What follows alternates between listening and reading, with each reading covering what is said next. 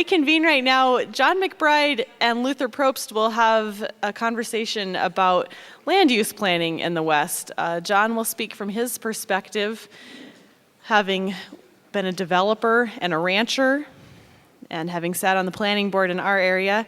And Luther will elaborate on this from to describe some of the control mechanisms, iterate the state of the West right now, based on Sonoran's good research and work. And then, in keeping with the general theme and purpose of our event, we'd like to open it to the audience and spend about 25 minutes in real discussion and conversation. If you could please keep your comments succinct, but we would like to hear what concerns and issues and questions are at the front of your minds too. So John, if you can join us.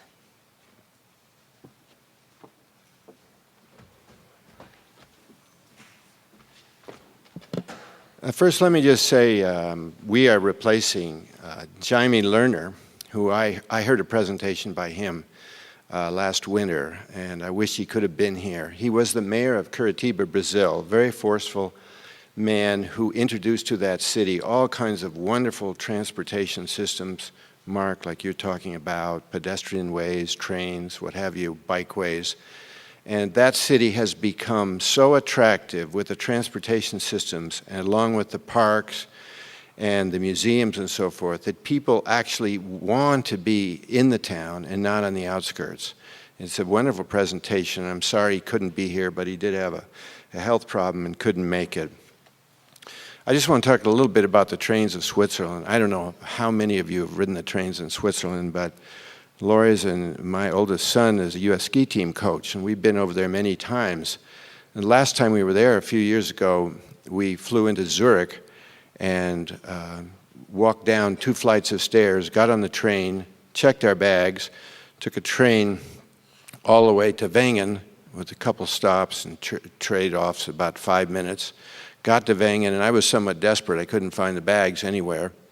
I couldn't figure it out, and rushing around. Nobody knew where they were, and we went up to the hotel to issue all kinds of complaints and wondered what was wrong with the Swiss railway, and to find their bags in our room. I'm such an admirer of not only the Swiss rail system, but all of Switzerland. And the thing I think that Hans-Jörg didn't really mention that I think is true is that their whole train system has become a vehicle for land use planning. When he was stumped by the question that this kid asked about people living in the outskirts and how difficult the prices were, it sort of stumped him because it's out of the question to allow sprawling subdivisions. I mean, their rural lands are zoned what they are, agriculture, and their towns are dense, and that's it. You don't have sprawling subdivisions all over the place. And I think a factor in creating this kind of landscape is, in fact, the rail system itself. And I think we should think about that. I want to just talk briefly about my experiences as a fill-in. When we moved to Aspen some 41 years ago, it was a sleepy little town, and I was thrilled to go to work for Bill Jans, who was starting Snowmass Resort. And we had 2 kids who were very, very young, and a third one on the way. We couldn't find a place to live because everything in Aspen was full. We couldn't find a place to buy or a place to rent. And finally, after a long time, we did find a little house to rent. The town was probably the most vibrant, lively place I'd ever been in my life. Everybody there seemed to be my age. Not the age I am now, but the age I was then. It seems Aspen's always been my age. Anyway, there were people from all walks of life. It was just so, everybody just loved being there. They were skiers, they were mountaineers, they were writers, they were poets. There was no distinction at all. You'd go to a party and sit next to a guy who was a ski instructor, and Elizabeth Pepke, who started the Aspen Institute, and a clerk at the bank. It just, everybody was part of the same great community because of their love of place. And it was an extraordinary experience. Our kids walked to school, rode bikes to school, walked to the ice rink, to the ski mountain. It was a marvelous pedestrian community. In fact, I think our kids were the last generation of skitchers. That's not a transportation method that's been discussed here today, but skitching is when you hang on to the bumper of the car that goes by and go racing through town in your sneakers or your galoshes behind somebody's car. I think when it was outlawed, Aspen began to go downhill. Anyway, in the early days of Aspen, there were a lot of really wonderful, bright people there, architects and planners and thinkers and writers who put together a lot of the original guidelines and covenants for the town. And they were very rigid and very, very complete.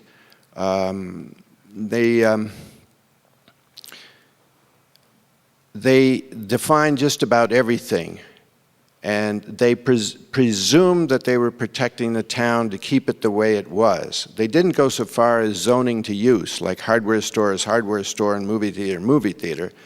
But they did stick their nose in your business a great deal. And I knew that well as a developer at the time, building a little business park outside of town.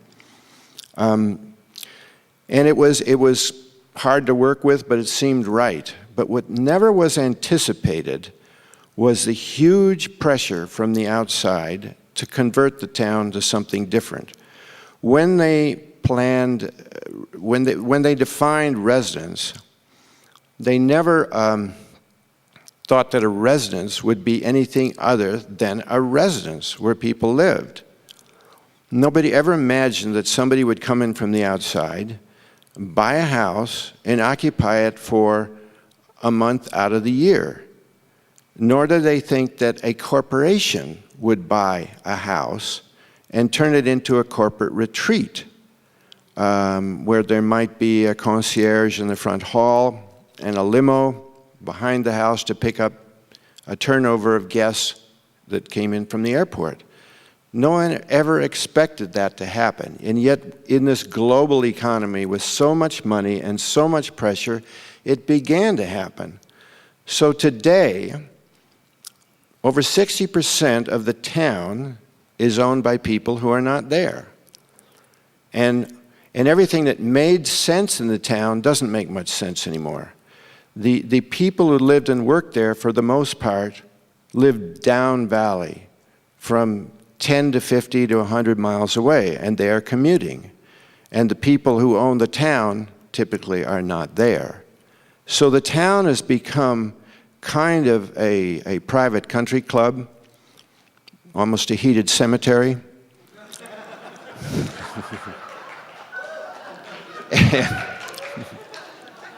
and social things happen that no one anticipated.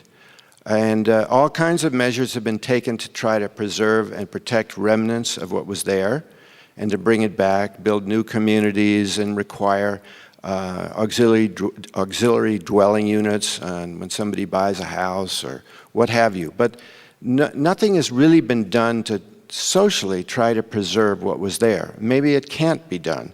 It can always be done with a new community, and we've worked on that. But with the existing lively, vibrant community, I don't know what can be done. So I just point this out as an example of something that is sad in my eyes. It's still a wonderful place, and it's interesting and delightful, but it's totally different than what it was. Early on, it was surrounded by open space, farms and ranchers, and those people worked for the Aspen Skiing Company on the mountain in the winter, and there was a nice relationship there. There was a balance between country and town. Now, most of the rural area is drifting into large lot subdivisions, which is causing more traffic. The town is very quiet, except, maybe at 4th of July and Christmas.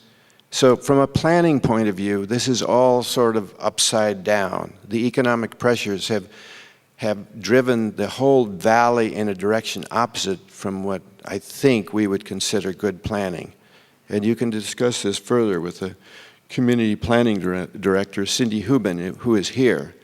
So anyway, it's a sad story in a way, and I think other towns in the West are going to be faced with this problem because the growth of the West is immense. I heard the other day that the West is growing 4 times faster than the rest of the United States.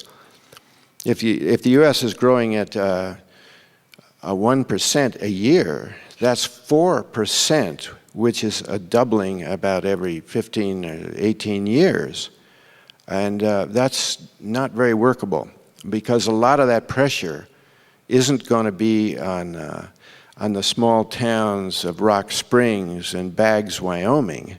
It's going to be on Missoula and the Bitterroot Valley and the Roaring Fork Valley and the most beautiful places, you know, Driggs and the Afton Valley and others like that I saw coming up here.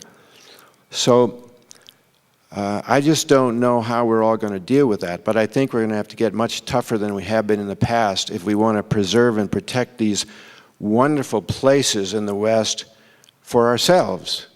Otherwise, we may all be commuting long, long distances. So thank you, and I'll turn it over to Luther.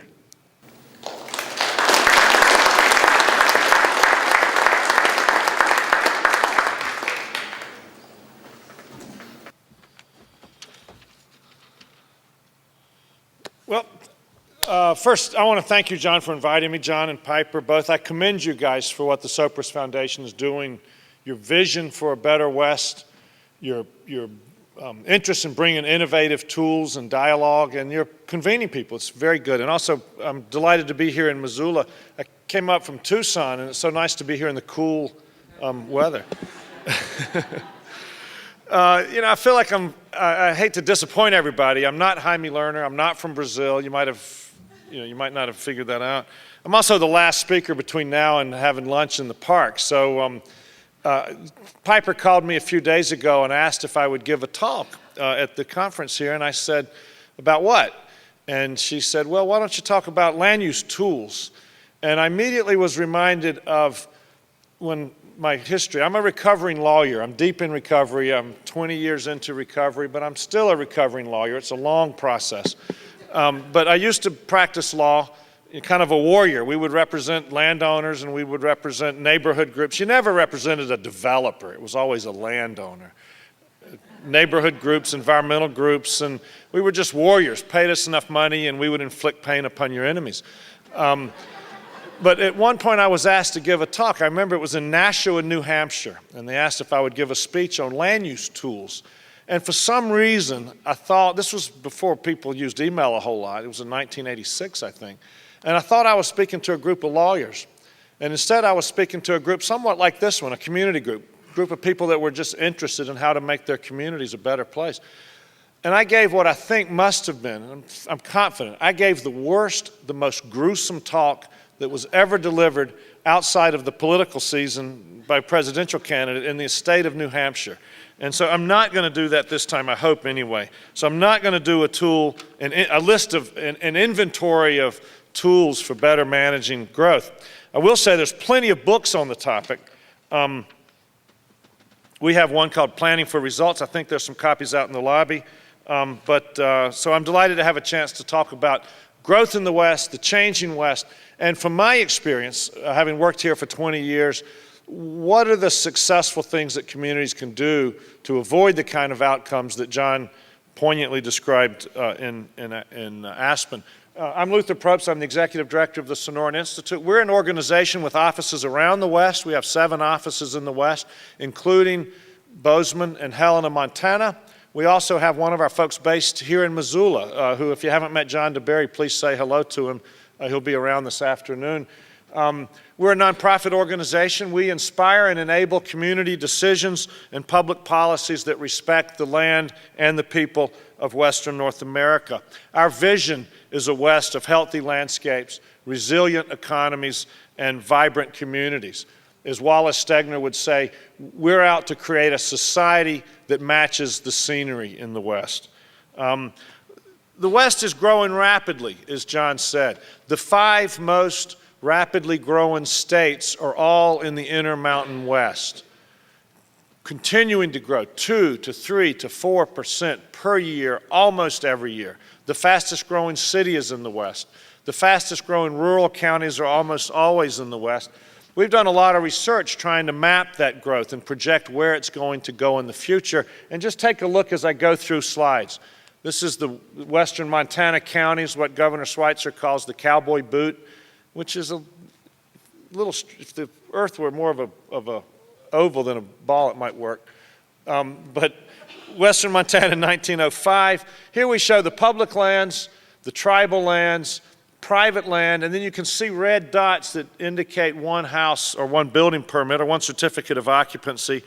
And you can just see how Montana has grown since 1905, 1915, 1925, 35.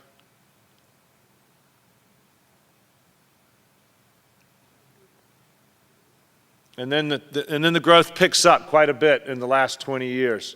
And here we are in 2005. And then based upon projections for where we're going in the next 20 years, this is the next 20 years. And what's happening is the growth and the dispersal. So here's a image of current 2025. We're seeing a dramatic dispersal. It's not just the growth, it's the dispersal of people in the land. 20-acre ranchettes. It's what ranchers often call weedettes, too big to mow and too small to graze. Today's Ponderosa is 5 acres, a horse, and a BMW. We see development occurring scattered over the landscape.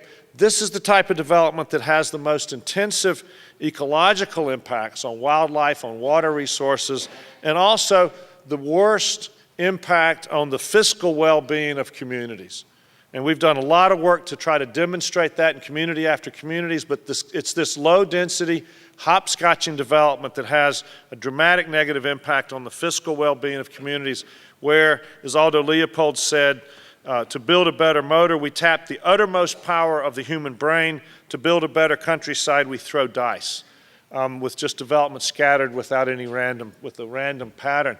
I love this example from Arizona. The development these counties are growing rapidly. We're dispersing rapidly, and I've got a few charts that will help demonstrate that. But also, the development is attracted like a magnet to our public lands. And I know Gene Sparks, and so I'll pick on him. He's a real estate developer, or subdivider, I should say. We worked hard to get an area designated for conservation outside of Tucson, the Empire Ranch. And it's now called the National Conservation Area, Las Ciénegas National Conservation Area. And Gene just couldn't bring himself to advertise that he adjoins a conservation area. So it came out, adjoins the Empire Conservative. But the point is, the development is attracted to the protected wildlands. Whether you want to call them conservation or call them conservative, people are making money by building next to our conservatives, or whatever we call them. Conservation. Residential growth in western Montana. Look at the bottom line. That's the acreage that's being consumed by development that's occurring on lots under 1 acre. And then look at the middle line. That's lots being developed between 1 and 10 acres. And then the yellow line, that's development lots that are between 10 and 40 acres, consuming a massive amount of land for urban use, for human habitation. Low density, introduction of feral cats, of dogs, feral teenagers with 22s, it's a concern. Ex-urban lots consuming a lot of land, driving our counties, making tremendous fiscal demands on our counties, consuming tremendous amount of land.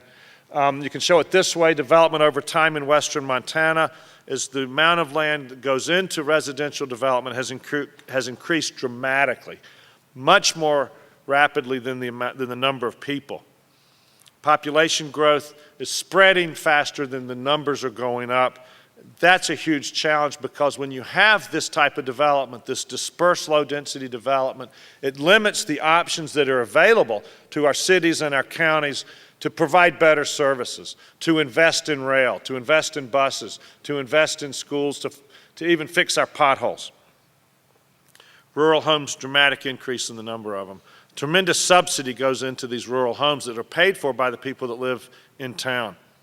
So how do we address the rapid growth that's happening in the West? I haven't mentioned, in the interest of time, the aridity, which creates dramatic water challenges, climate change, which the calling card for climate change in this part of the world is a reduction in the amount of water that will be available for all of our purposes.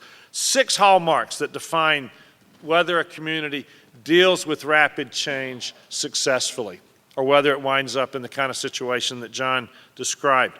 The importance of a shared vision for the future. The importance of meaningful dialogue among all the diverse stakeholders in a community. The importance of a community basing its decision upon an objective understanding of its economic situation in the region and in the global economy. The importance of regional approaches, the variety of land use tools that are available, and the importance of what I call quality of life organizations. And I'm going to walk through each of these 6.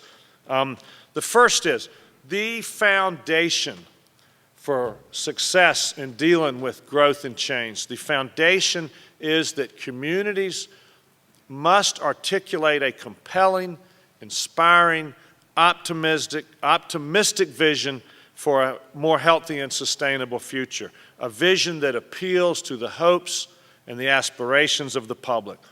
That is the core. We can't jump into the kind of tools that lawyers talk about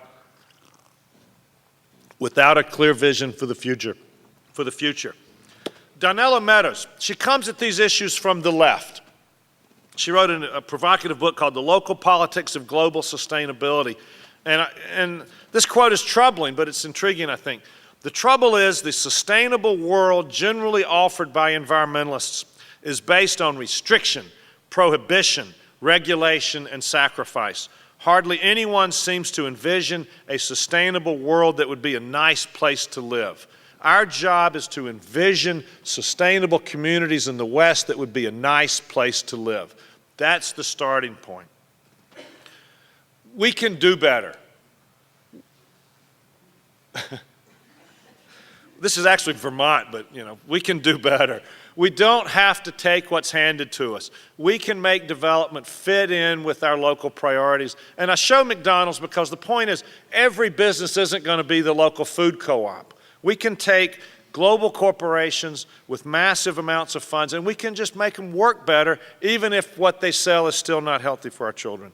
I didn't say that about McDonald's. We can make things look better. We can do better is the point. And we start by articulating a vision for what we want our communities to look like, how we want them to work, where we send our public subsidies, how much we walk, how much we drive, how many obstacles we put out in the way of people walking. It starts with a vision that has popular buy-in.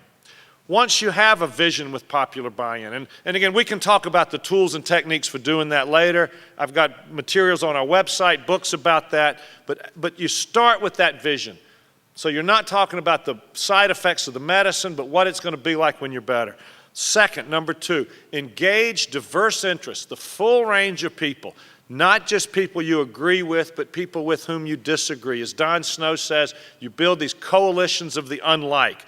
Engage diverse interests in constructive, meaningful dialogue about how to get there. We have to do a better job of listening to what the land tells us. We have to listen to what we tell each other. We were born with 2 ears and 1 mouth for a reason. Get it, the ratio? We need to learn to listen better. Across the board, listen to each other. The West is the native home of hope, according to Wallace Stegner, when it finally learns that cooperation, and that starts with listening, to collaboration, to engage in each other in meaningful dialogue about the future. Cooperation, not rugged individualism, is the quality that most characterizes and preserves the West. Then we have the opportunity to achieve what we want, to create a society to match our scenery. It's critical to engage people in that dialogue early and often. The third point I want to make is the economy of the West has changed dramatically in the last 30 years. Our understanding of that economy lags behind. We often analyze the economy through a rearview mirror. What my grandfather or my grandmother saw is what I see. We've got to, and also people who care about their community, people who support smart growth, who support conservation, who support creating communities that are walkable, have often not taken advantage of the fact that the economic changes that have occurred in the last 20 years make our arguments more compelling. We have to embrace economic arguments. They are our friends in terms of promoting a better future. First, we have to understand the regional, the local economy, how we fit into the global economy. We have to understand the fiscal impacts of different kinds of development. We have to understand and we have to be comfortable with the property value implications. When you build a trail, it increases property values next door. We have to have those figures at the top of our arguments, and we have to understand the trends that are happening in the West and the economy and how quality of life and conservation fit into that.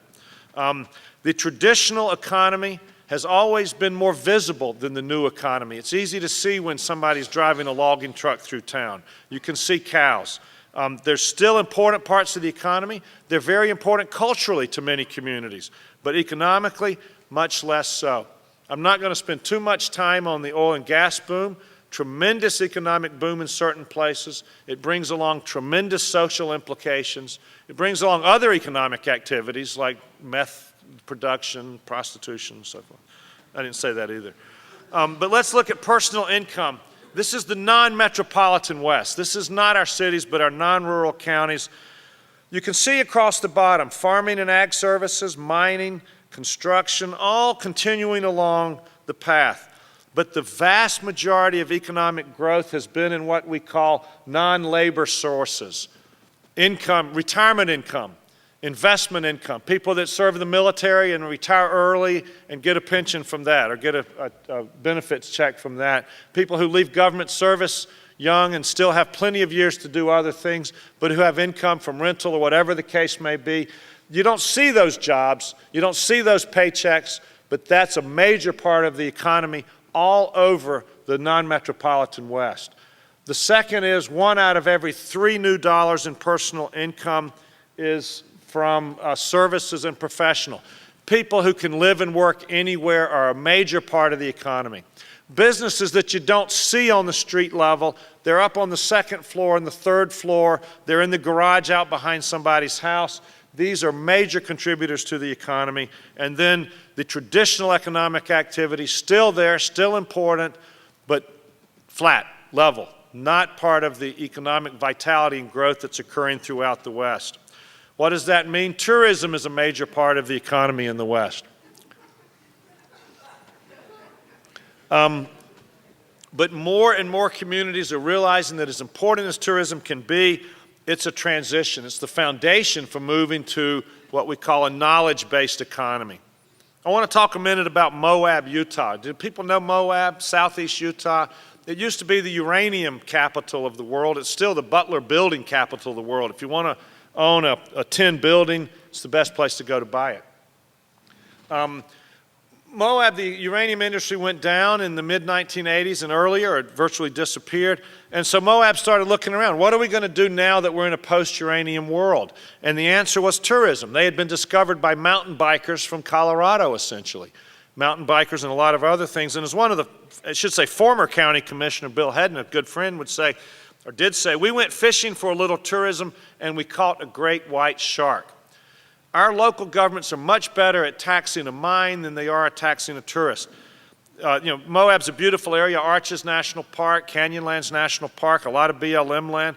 Not only mountain biking, but the four-wheel drive activities, rafting, rock climbing, hiking, almost everything you can think of.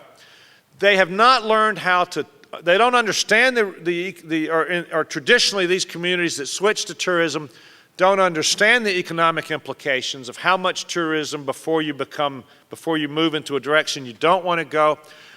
In the West, we haven't learned to tax tourists.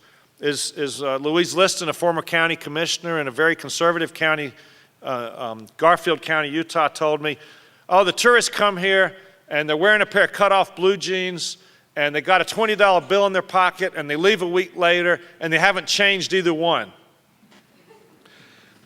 That's not necessarily the case now. Moab's an interesting example. Due to the distinctive medical needs of middle-aged men wearing spandex. It's a terrible thought, isn't it?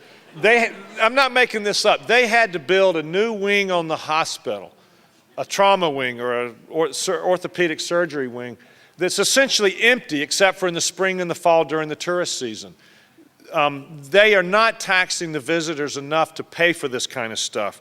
Something like 70% of the search and rescue of the local sheriff's department is tourist related, and they're not taxing them. Whether it's for crime or whether it's for search and rescue, they're not gaining from it. So Moab is a great example of what's happening in a lot of other communities where they're going beyond tourism to this knowledge economy. So Moab has shifted its advertising dollars away. They used to do a lot of advertising in like Outside Magazine, come ride your mountain bike here in Moab. Now they're saying, move to Moab, bring your jobs with us. And the public lands is the attraction for people to bring jobs that can be anywhere. So it's the transition from, Moab well exemplifies the transition in just 20 years from the resource extraction economy to a tourism economy to a post-tourism knowledge economy. And the jobs that can be anywhere, people that can jump on a plane and travel the world to make a living, people that bring a small number of jobs with them.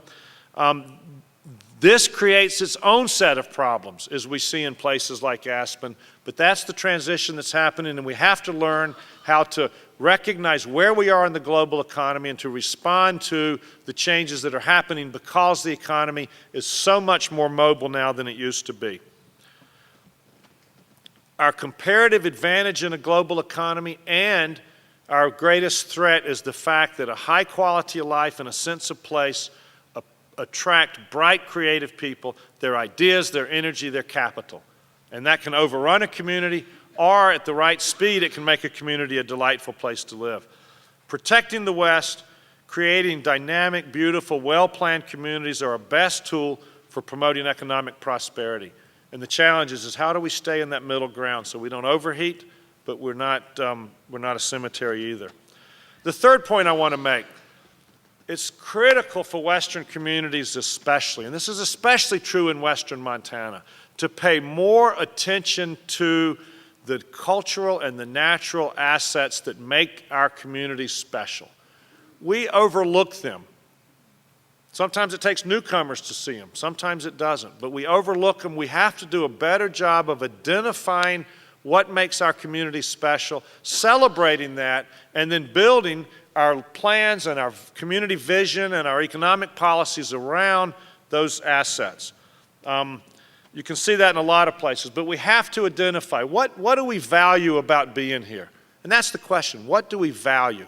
The rivers, the wildlife again, the distinctive vegetation. You guys, the way we're going the last 10 years or so, you'll have these guys in about 20 years. I shouldn't have said that. That's not kind.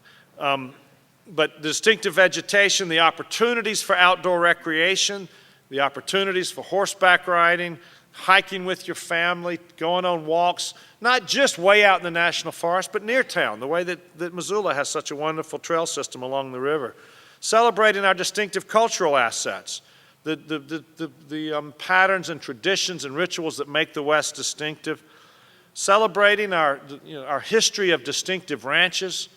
Our working agricultural landscapes are a major part of what people value about the West. They want to see these working agricultural landscapes protected.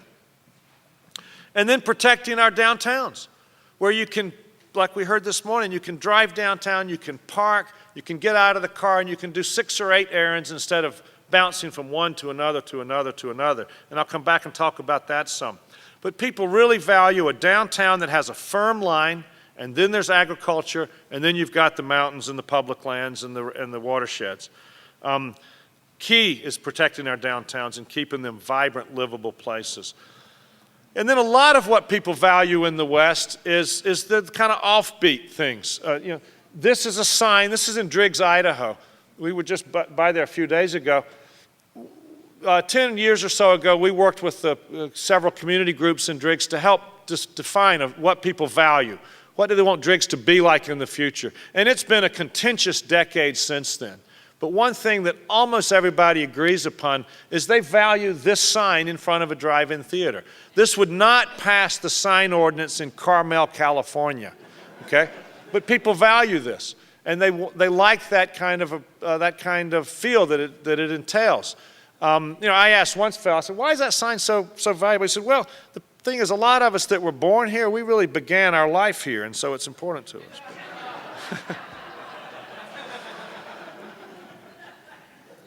Okay, next. And this is the part about land use tools, and this is the part where it was totally gruesome when I did 90 minutes of this in Nashua, New Hampshire. Research, adapt, and apply the full range of land use tools that are out there. And when it comes to land use tools, I don't have any slides because I couldn't bring myself to that.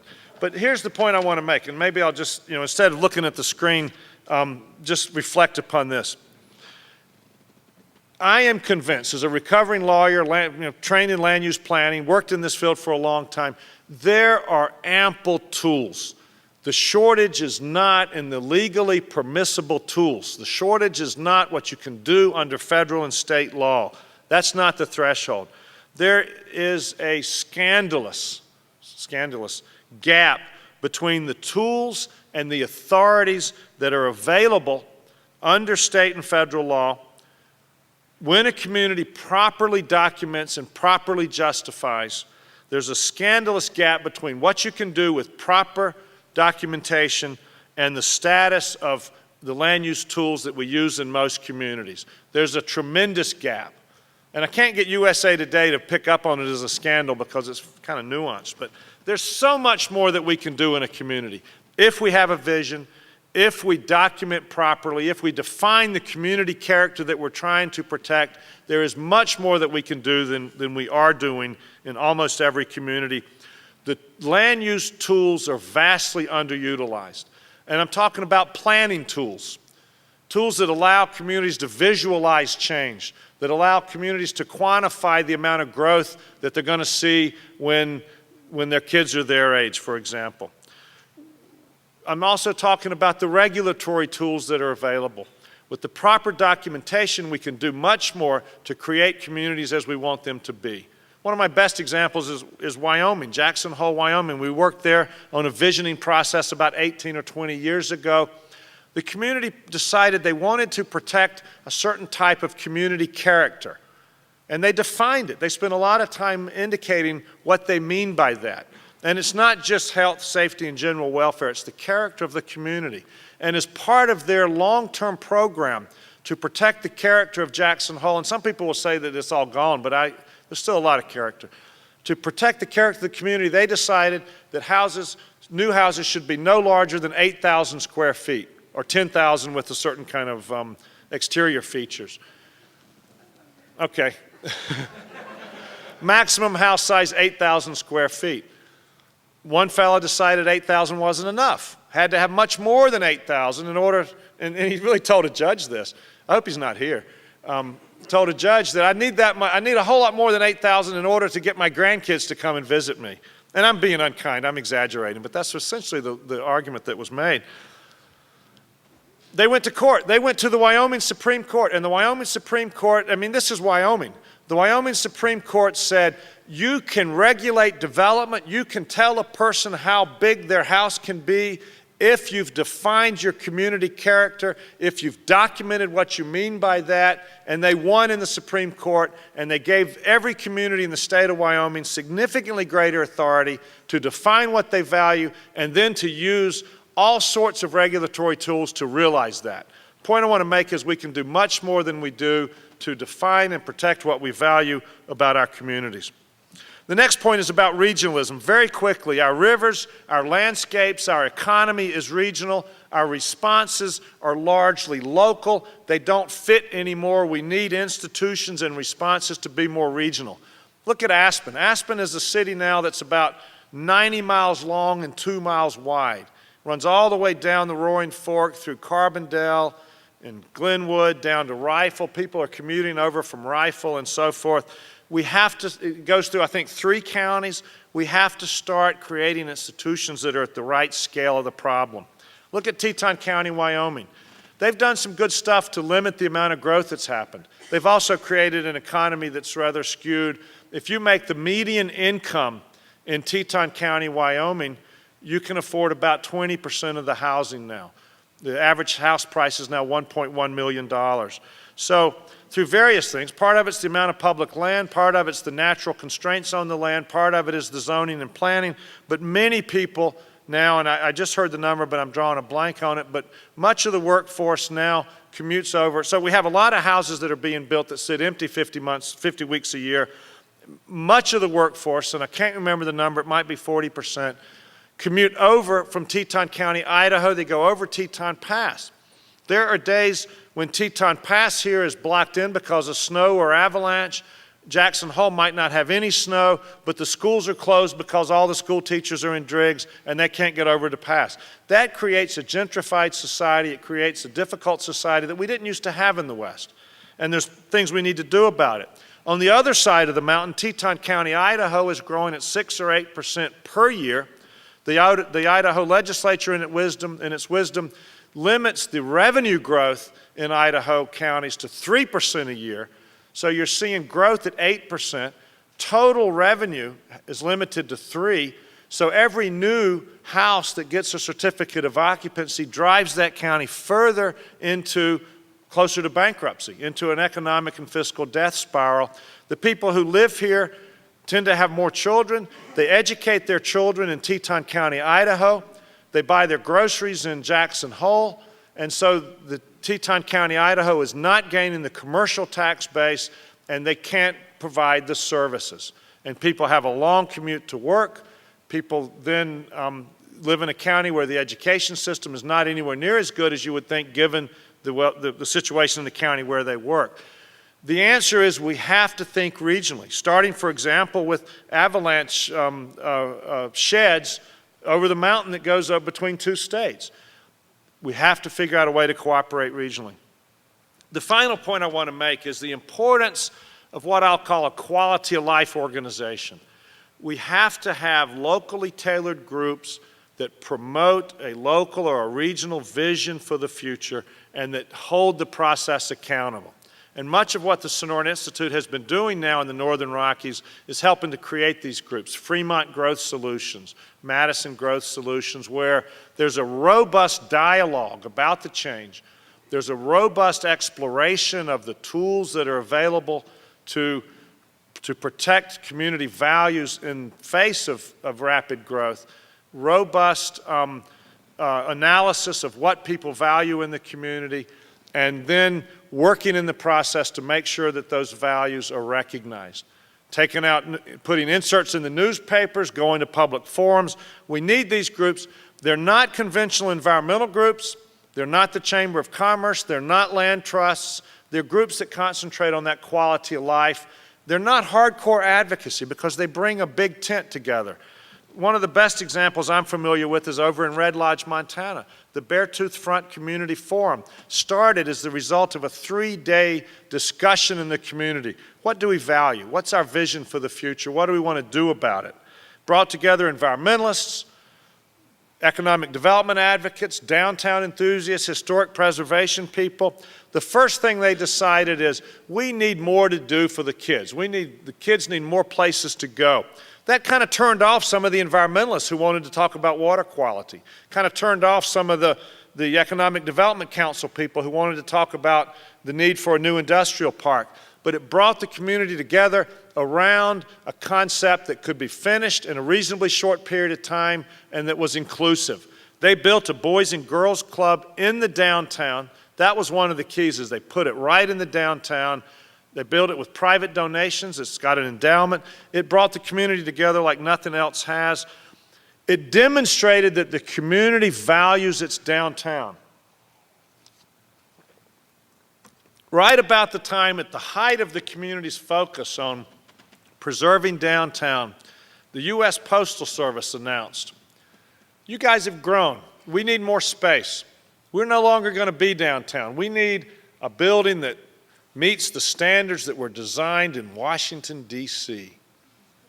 And the community said, well, we like our post office being downtown. And the post office said, sorry, we're going to build out on the highway commercial. The zoning allows it, so that's where we're going, and you'll have to drive to go to the post office.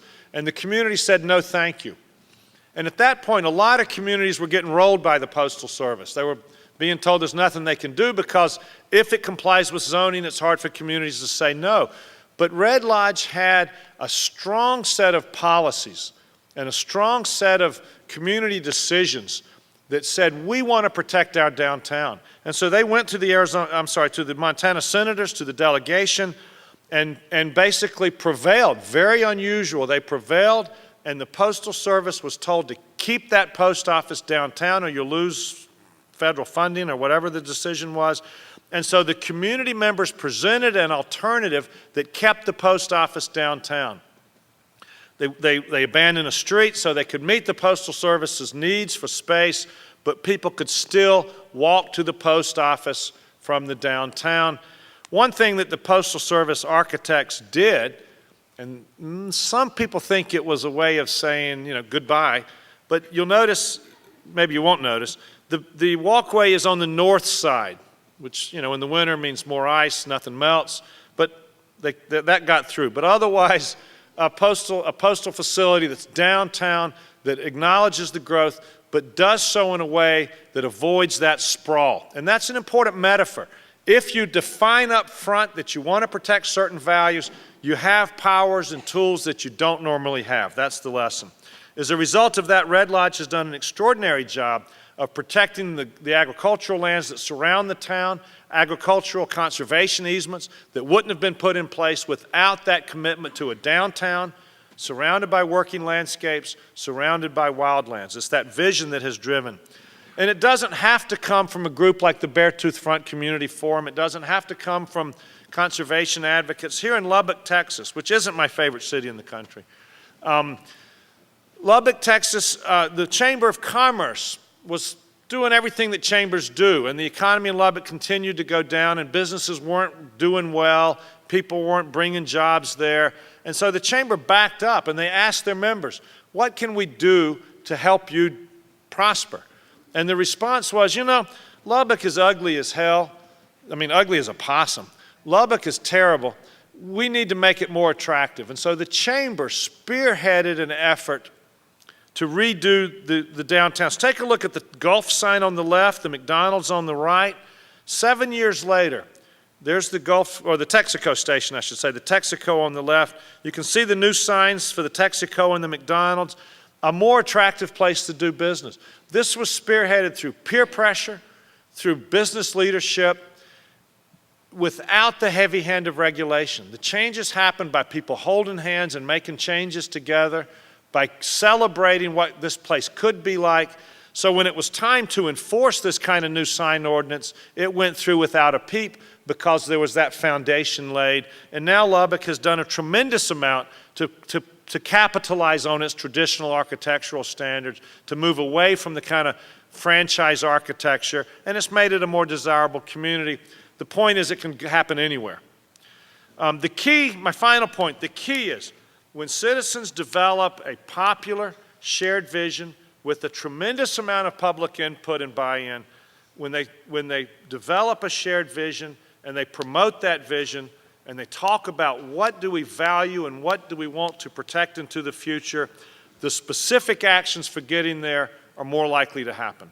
And it can happen, and we see it happening around the West, and it's gratifying. So thank you very much for the opportunity to talk. Isn't Photoshop great?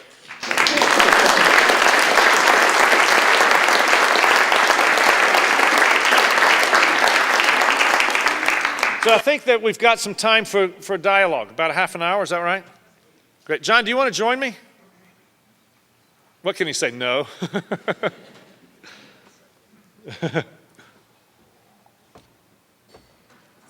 Questions or comments?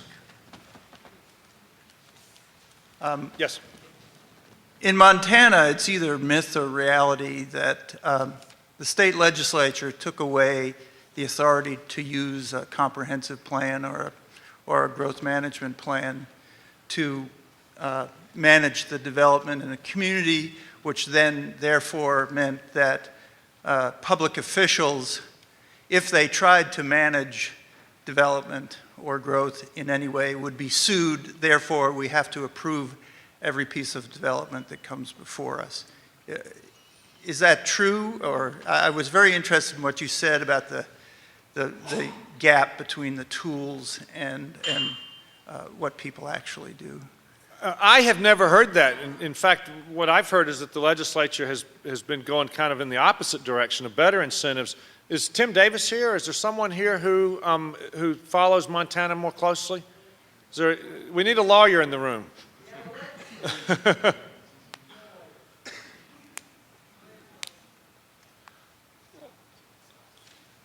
My name is Michelle Reinhardt. I am not a lawyer. I'm a legislator, and I work for the Office of Planning and Grants. Our state laws are based on old templates from the 1930s and 40s. They've been piecemeal changed, and some of those changes are for incentives, if communities want to use them. Some have not. But what happened was, in the 90s and in the 2003 legislature, a law was passed that said growth policies are not regulatory, they're guidance documents, and they have to be implemented through zoning. Zoning is very hard to get. Most of our county is unzoned, and there are protest provisions that make zoning even more difficult to get. There are some incentive tools on the books. Those are taking time. Some communities are working to zone their counties, but we have a very long way to go. That's a short answer to a complicated question. Yes. I enjoyed both of those presentations quite a bit. Thank you. You kind of confirmed what I always thought, is that communities can do what they want with their community if they have the political will. One of the things you mentioned that I'm trying to understand is how, when you spread out, like in Aspen and the Roaring Fork Valley, how does the people in the town end up paying the cost? You said that, it's a horrible economic model. It seems like there's a lot of cash in the coffers in the communities around the Roaring Fork Valley as a result of this second home development. And I wondered if you could explain how that economic model is a disaster. And by the way, Lubbock, Texas Aspen is supposed to have the same climate as Lubbock, Texas by the end of the century. That's a cheery note. Well, a couple thoughts. First, Aspen and the Roaring Fork Valley, with real estate values, with per capita income, with number of jets per capita, is really in a class by itself. I mean, just the rules of physics don't apply in Aspen like they do in other places. The low-density residential model is much more of a fiscal drain on counties when it's permanent homes than when it's second homes. High-end second homes don't have anywhere near the negative impact that the others do. Places like Pitkin County, and Jackson Hole, Wyoming is a good example. Teton County, Wyoming, which actually Teton County, Wyoming has the highest per capita income in the country. The new development that's happening there is actually very good for the community fiscally. The new development in Aspen and Pitkin County and the Roaring Fork Valley kind of up tends to be very good. What those counties are doing is they're inadvertently externalizing the fiscally draining land uses to other counties. They're externalizing them to Teton County, Idaho. They're externalizing them to, I think, Lincoln County, Wyoming, down in the Star Valley, the Afton area. They're externalizing those to Rifle, Garfield County. In some cases now, I think even Mesa County. And so you see, the negative impact spills over into the neighboring county where the working people live. And so and then a lot of times because of the immigration issues, you don't even have services to people, but that's the challenge that we're having to deal with, is it crosses county lines. They're winners and they're losers with that kind of spillover effect. John, you want to add to that? I just might add that in the Roaring Fork Valley in Aspen, we did a study of the carbon emissions and the footprint. The average second home uses 35% more energy than an occupied home. And per occupancy day, it's about 6 times as much. So that's an indicator that could be used, perhaps like water, as a controlling factor to preventing this drift out of communities. It's kind of a new study that's to evaluate the drift itself. Yeah, over here. Okay. My name's Mary Flowers. I'm with Citizens for a Better Flathead, a grassroots group up in northwest Montana. And I want to come back to this question of local land use law in Montana. While growth policies are not regulatory, both are, and it requires that zoning be consistent with it, but our subdivision regulations also have to be consistent. So if you don't have zoning, you still have the tool of your subdivision regulations being consistent with that as well. And what we find is that it's really the political will. Even though a growth policy is not regulatory, if the public wants to put as much detail and as much specificity into that document, you can create a really strong guiding vision, and it really does come back to what is the community will. Great point. Yes. Okay. My name is Pablo Navarro, and I'm a project researcher with the State of the Rockies Research Project. My question is for Luther, and at the beginning, your talk was focused on how you should get communities to develop a common goal and a common vision to work together in a more cohesive way. How, in these communities, how do you bridge demographic gaps that are seen between the natives who have been there for a long time, the people who have recently moved in, very high income, second homeowners, and more working class immigrants that are coming from outside of state? Boy, good question. We should do about a 3-day seminar on that because there's a lot of answers. And I'd love to give a comprehensive answer, but I will give, instead of giving a comprehensive answer, I'll give you a book. And I hope, Sarah, we have it, the Planning for Results Handbook, where we have a chapter on tools for doing so, for bringing the diverse people together. The first step is that if you're going to run a process with the goal of bringing together all the voices in a community, you have to start with the steering committee that includes all of those voices, and you have to recruit. It's especially challenging to attract the people who don't live in the community but who work there. And then you have to think about the language barriers for much of the workforce in the West now. And so you have to be cognizant of it. You have to give yourself a long time, 18 months or so, to do it properly. And you have to look at redundant tools. You have to have a forum in the evening. You have to have a forum on Saturday morning.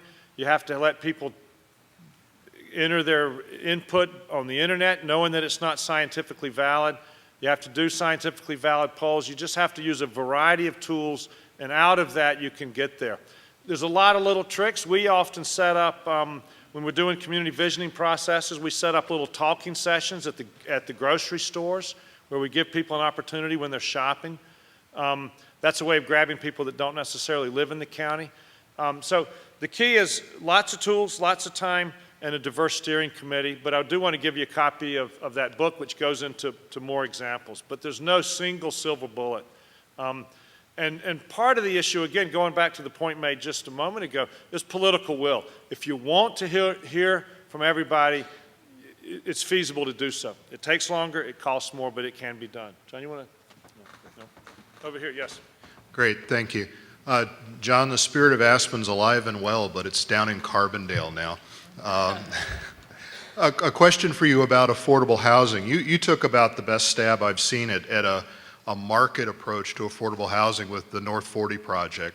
What do you think is the appropriate mix of the market, incentives from government, and government regulation to make affordable housing work in mountain towns? In downtown? In mountain towns. In mountain towns. Well, first of all, I would just say, having done an affordable housing project, we didn't do any of the building. We just wrote the guidelines and the covenants, and we invited people who wanted to build in this community to come in and do so under those controls. And people told me, and bankers told me, it's not going to work because there are restrictions when they get ready to sell. They have to sell to somebody like themselves who's a full-time employed resident. and there's an escalator that can only go up 4% a year, and it's not going to go very fast because that's the most important investment in anybody's life. Wrong. The 72 lots sold in 2 months, and not only did it happen very quickly, but it was quite exciting because the people who bought in, who were teachers and doctors and architects, and it was the middle class of Aspen into this community. They started into a wonderful program of bartering where I will paint your house if you will plumb mine or roof it or whatever. And it was just an exciting social result, I thought. And today it's a very vibrant place. In fact, if you go there in Halloween, that's where everybody is. That's where they want to be because everybody's home, and you can trick or treat as an adult and get a glass of wine or whatever. And in fact, last year, they brought up a busload of kids from Rifle to trick or treat in our project, which I thought was a nice compliment. So I do think it can work. I suggested to Cindy once that the solution for Aspen with its high-priced empty second homes is to subdivide the streets for trailers only and locals. And I thought that would bring down prices and would foster more walking and just be a general benefit for the community. Yes. Yes, I just wanted to follow up a little bit about what the lady said about the political will for your growth policies. We're in the process right now of updating one of our neighborhood plans here, the Rattlesnake. And I think if Tim Davis was here, he'd agree with me. The standard is still substantial compliance with the growth policies. And I guess it becomes a question of what that is, substantial compliance. But to think negatively that our state is just, letting rampant growth happen, anything goes for the developer and nothing for the community, that's just not right. But we do have to stand up for our own vision of what we want our areas to be here. One other thing, in Norway, we took a trip up there recently. They really have gone all out to protect the character of their countryside. They realize that it has economic consequences to them.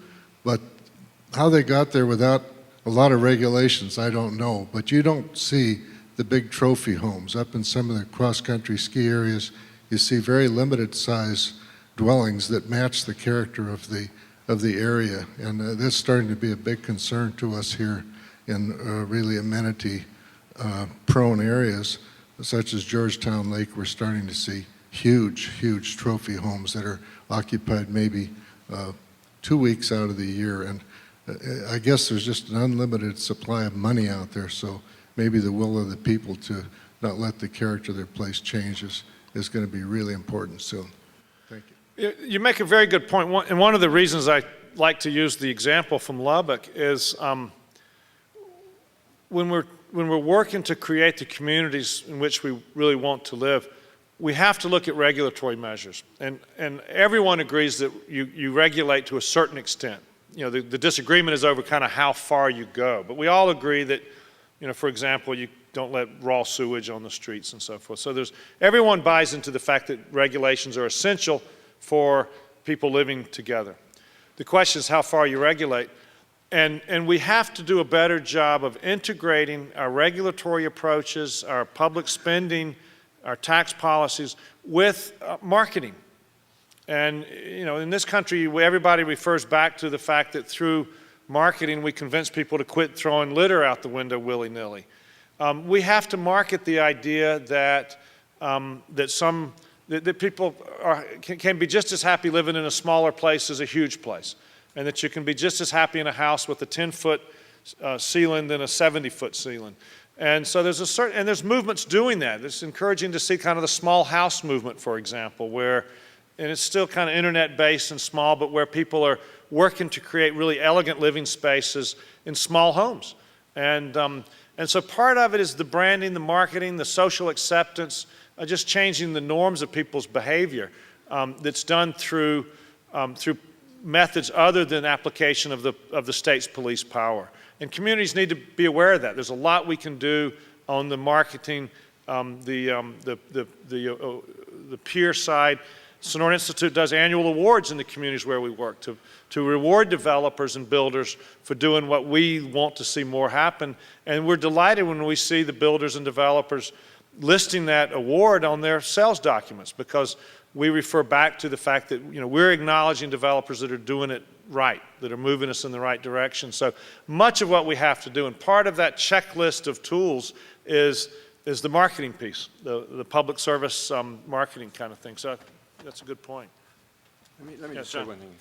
I'm going to say something that, as a rancher and a developer, as an individual, I just soon have no zoning and no controls at all.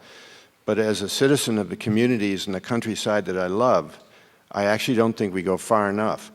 To your point, I am a great admirer of what goes on in Europe and Norway, where they basically, if there is zoning in the rural areas, they are zoned what they are.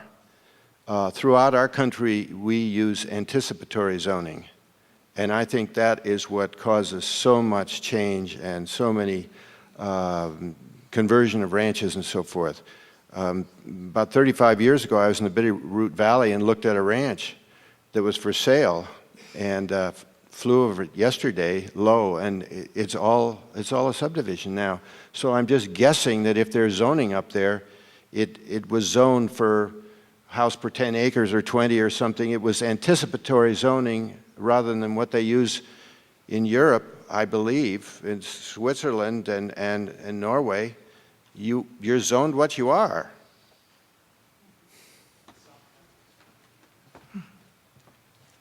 Yes. I live in Whitefish, which is north of here, and we have a pretty vibrant sort of sense of place, strong community going, and we're reaching that tipping point where that very thing is attracting people who will hollow out our community. What's happened in Aspen and Sun Valley and Jackson and many other places, we see it on the horizon. We anticipate that, if you will. And our deputy mayor couldn't come, but she asked me to ask you this question. Are there towns that have found a way to regulate, to insist that residents be full-time residents? Because we know what will happen to us, and we want to learn from past bad experience, but we don't know what the solution is. And although everyone who lives there does get it, we live in small houses, we walk to town. It's the people who aren't going to live there who are going to be our biggest challenge. I know that in Europe, the town of Crans-Montagne, is it, Hans-Jörg, in Switzerland, just had a vote, and they voted that they will only allow like 5,000 to 10,000 square feet more per year of growth, and 70% of the homes have to remain in local ownership. That's rather extreme and hard to impose here in the West. And I don't know if you've been to Banff, but they have a right to reside ordinance there. But that's different because it's all on government land, and you can't live in the town of Banff unless you are a resident. It's easy to do with new communities, and it's very hard to do with the old ones. It's sort of a catch-up if people are already there, and they're already established with a home. How do you prevent them from selling to somebody from New York who has way more money than they do and wants to just have a part-time home? I think there are ways that you can impose requirements for auxiliary dwelling units, but beyond that it's pretty hard. And I don't know how you can just rely on the will of the people to preserve, as Luther says, the character and quality of your town. It seems to me personally that if it's possible, you ought to try to, and I think the early founders in Aspen, if they could go back now and redo the zoning and guidelines they wrote back in the 60s, they would define residential as more than just a house or a home. They would really define it, because it would be something that people lived in and was owned and occupied by somebody who was there. Because they never, in their wildest dreams, imagined that a home in the center of town could become a private hotel or a timeshare unit that turned over every 2 weeks. I would John? add to that. John made some good points. And Banff is interesting, but it's not really replicable here. In the United States, it is hard, perhaps impossible, to regulate in a manner that would require people to live. But there's a tremendous number of steps you can take to discourage the absentee and to encourage owner occupancy. And you know, there's a long list of things you can do in terms of the type of housing permitted. You know, Jackson Hole, which is one of the first communities in the West to experience the phenomenon of large homes that sit empty most of the time, did a lot to encourage that type of development inadvertently in the past, and they've changed that quite a bit, but for a long time, 70s and 80s, I believe, and I could be wrong, much of the default zoning was 3 acres. A 3-acre lot is likely to appeal to a buyer with significant funds that's only going to use it part of the year. So if you do away with certain types of zoning and certain types of land use patterns and you promote others, you can encourage people to live there. Some types of housing are almost always going to be owner-occupied, and you can do more to promote that. So there's a lot you can do to encourage, but less that you can do that's very explicit about where the owner lives, is my experience. Yes? I'm heartened to hear that people in Montana are thinking about the second home question, because I said to John when we came up, I said, you know, I know how much we love to talk about non-resident residency, but I just don't know that that's going to be relevant. So it's really, really heartening to hear that people in Whitefish or in Flathead are just on the cusp and in a place. We're hopeful that you can learn from the mistakes that have been made in our area and act quickly enough to create and preserve a community where people can really live and prosper. Because this is our voting issue at Sopris Foundation. I wanted to ask others in the audience and see if Luther and John could comment about places that are not growing so much. When preparing for this conference, I approached a county commissioner in Missoula, rather in Billings, and said, what is the primary issue of concern for you? And his response was that to a business, he doesn't have enough employees. And so while we talk about the New West and look at growth charts and understand how quickly parts of the West are growing, there are certainly those shoulder areas that are not growing nearly as quickly and really are just even having a stagnant or flat line economy. So let us not forget how to cultivate and improve the economies in those places. So I'd be curious for ideas on that. Well, flying up here, we had the idea, Patsy Batcheldor and I, as we passed Rock Springs, which incidentally I could see what Wallace Stegner, you could see it from the air when he said the most beautiful view in all of Wyoming is Rock Springs in your rear view mirror. But we had an idea that probably those high windy plateaus north and west of Rock Springs would be ideal for nothing but second homes. And perhaps, I mean, Wyoming could be zoned second home.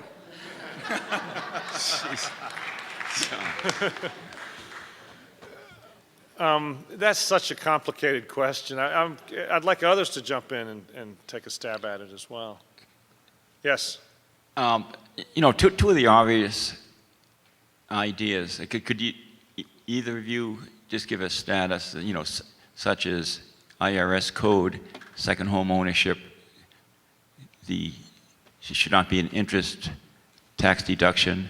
Then another thing would, of course, be split income tax rates per thousand, where residents have a much more favorable tax rate locally. I mean, those are old ideas, but how are they faring?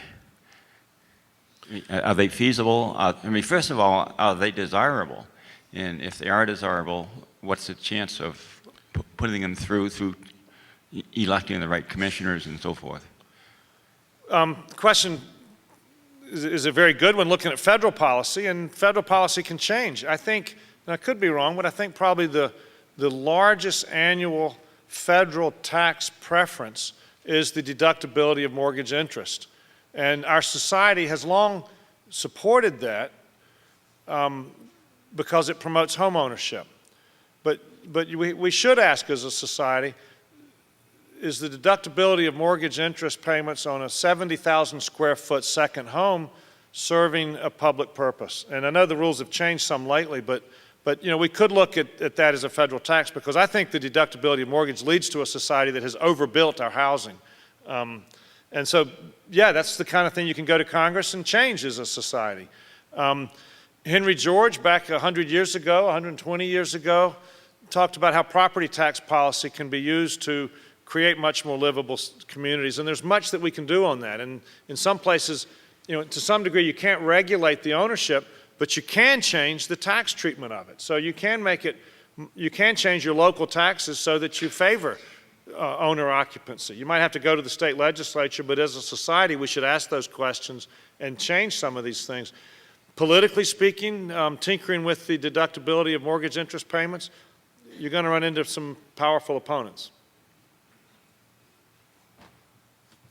Yeah, a couple more, and then I think it's time to break for lunch. Okay, I was inspired by one of your early slides that said, the real challenge is not to focus on the prohibitions, but how you envision a sustainable future. And I've puzzled over that for a long time about the Mountain West communities. But it seems like if you start envisioning that future, you're envisioning towns like Missoula or Bozeman or Durango, any number of other towns that actually have to get bigger and stay fairly dense. If you're not going to have sprawl, you're going to have communities that are getting bigger unless you just shut off the spigot, which I think we all think is impossible. And it's either that solution or new communities that are some new version of Bozeman's and Missoula. Just some comments on that. It just seems like there's a huge barrier on both ends, people preferring the little mountain retreat or their own 5 acres on one side, and these communities who I work with as an affordable housing consultant really not wanting to grow and not wanting to be too dense. So I wonder if you had any thoughts on that or knew of any communities that were doing anything real progressive about that. Okay. Well, it's a very good point and difficult. The important point, I think, to start that kind of a conversation is that change is inevitable. I mean, the human condition is one of change. Societies increase and decrease. Democracies come and go and so forth. So we find most of our resistance when change happens too fast. And there's been a lot of social psychology research done on, what is too fast in terms of change. And communities can limit the rate of change. Many communities have experimented, some successfully, some unsuccessfully, with rate of growth ordinances that basically say we'll grow at 2% or 3% a year. I would submit that you look at the commercial side instead of the residential, but it's the pace of change that matters to people. And one of the conundrums we face is the fact that that within most people's view of the world, there's a certain disconnect about density.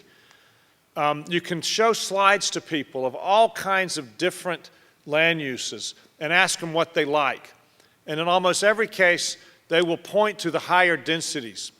Like the medieval towns of Italy or Switzerland or France or whatever, where there's high density but high quality design. And you can show them slides from your own community or from the other states around here. And that's a tool that we use fairly often in communities, is this kind of analysis of what people value, looking at slides. And you can show slides up here and people have little touch screen or technology where they can point to what they like. What I'm trying to drive at in a roundabout way is when you look at density at a very specific example, people will say, yes, I like that walkable community better than that 5-acre one. And yet when it becomes an issue of land use policy, many people resort to the perspective that new development has to be half the density of what they're in now. If they're on a 1-acre lot, they will only support the neighboring ranch getting busted up into 5-acre lots. And so we have to do more to educate about good design and to explain to people how high density is really what they themselves like when they move beyond the abstract to a specific picture of a specific place where they might want to live. So it's a lot of work we have to do in terms of helping people visualize the implications of different types of land use. So last question. I too am inspired to hear your focus on vision and communities creating and starting with a discussion about essentially what do we want to be when we grow up. Yes. And I have maybe naively this great hope that in Western Montana, a large amount of the populace share similar vision statements. And if we were all able to get together in a giant room, that conversation, although difficult, would come together and coalesce. One of the difficulties I see is we have these political divisions of regions. We have neighborhoods, we have communities, we have county lines, and as you mentioned, this is a very regional discussion. And I'm wondering how you would strategize, or how you would advise someone to strategize in terms of who do you bring together for the discussion on vision, and how do you begin to, obviously if you bring together just one neighborhood, what happens if they define their vision, poor development or sprawl just spreads out to the next political line.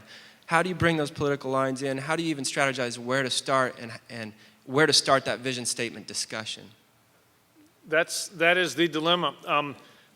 I would suggest that you re-ask your question to Governor Schweitzer this afternoon, and maybe ask him about, abolishing the county form of government in Montana. We'll see where that goes. But I was afraid you were going to say that. Yeah, how's that for punting? But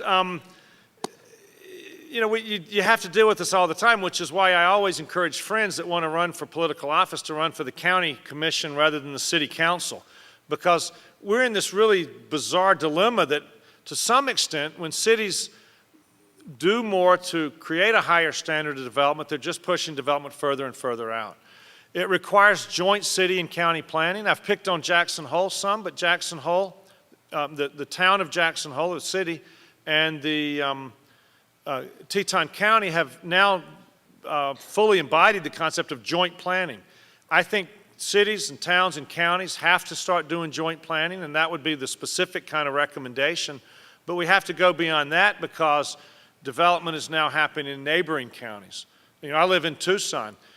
Tucson is in Pima County. Pima County is literally the size of New Jersey. I'm not being metaphorical there. It's the size of New Jersey. And yet 40% of the new homes that are serving the Tucson market are now in 3 adjoining counties.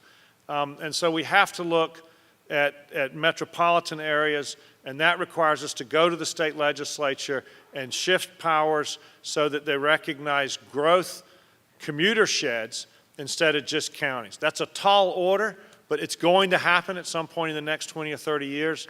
Counties are creatures of the state. Their lines can be redrawn, their powers can be changed, and we do need to create some kind of structures that look at the commuter shed of an area and reduce the propensity for people to just put development right beyond the county line and prey on a county that doesn't have the sophistication to address growth management like counties, like a county that has a major city in it. So we've got to rethink those, and there's nothing magic about the current structure of county government. I'll just add one quick thing to that, and this will come from a developer. If you're on a P&Z or you're a county commissioner and somebody comes in with a new plan, don't allow them to get you to focus on the master plan and the architectural plans first. Sit down with them quietly with no plans and have them tell you what is their real vision, what is their philosophy. The minute they get you locked into the plans and the details of the plan, they've got to step up on you.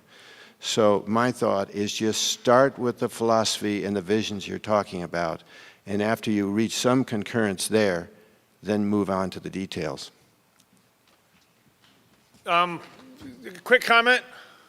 Yeah, I've got a solution. Okay, perfect. Okay, we need to get an organization together and put up some billboards. I haven't seen many of those lately. And then you take a big picture of a trophy home, and then you just say on the bottom, we don't need another castle, as John would call them. And you put one on the entrance to every one of these towns, and pretty soon people will look at these things and say, yeah, we don't want to be a part of that, and they'll stop doing it. A perfect segue to lunch. Thank you. Thank you all. Andy, yeah. Seeing as you're calling on troublemakers now, for the cost of the war in Iraq, I just did a little math. You could build the federal government could build $1 million, $500,000 affordable houses, or 2 million, $250,000 houses, deed restricted, so people would live in them, and price restricted, like John's done. So, just comparative costs. Thank you.